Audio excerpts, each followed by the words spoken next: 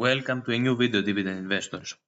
In this video, I'm going to show you all my current holdings and the dividend income that I get from them. I have 7 holdings in total.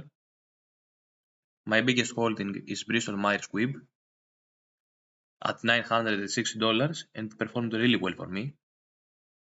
My second biggest holding is Ford, which is currently valued at around $550. After I have Johnson & Johnson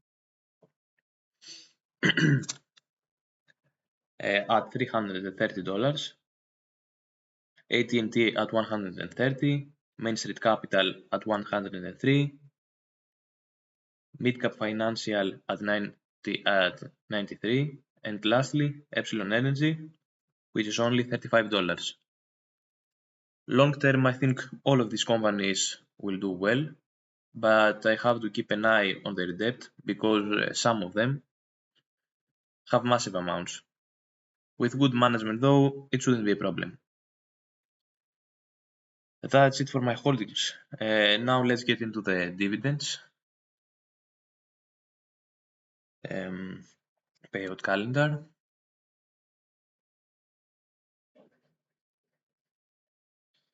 My monthly average, as you see, is $8.33, and my annual income almost $100. In October, I will only get 49 cents from Main Street Capital. They pay dividends every month. They grow these dividends, and on top of that, they also pay special dividends. I am thinking about adding in this position, but I can't bring myself to do it at this price. Now for the next month, November, we will receive much more dividends.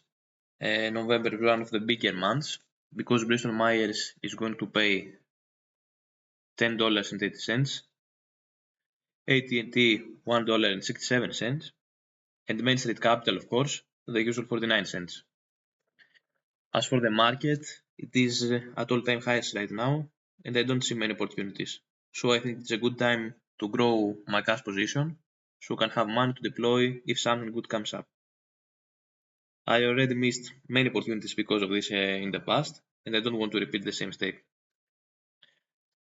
Some of the goals for this portfolio is to lower the dividend yield.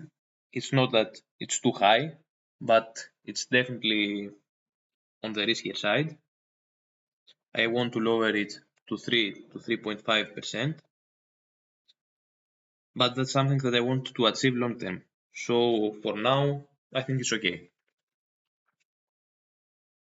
From all my holdings, in my opinion, only Ford and Johnson & Johnson are trading at a fair valuation right now. But J&J is not a growth stock, so I can't see myself adding anytime soon.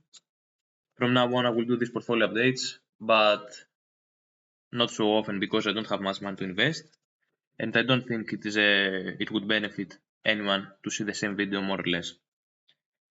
In the next video, I will probably show 5 undervalued stocks, or I will start some more informational videos about investing in general.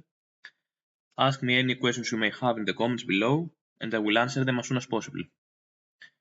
You can also watch the previous video where I talked about the goals of this channel. That's it for this video. See you in the next one.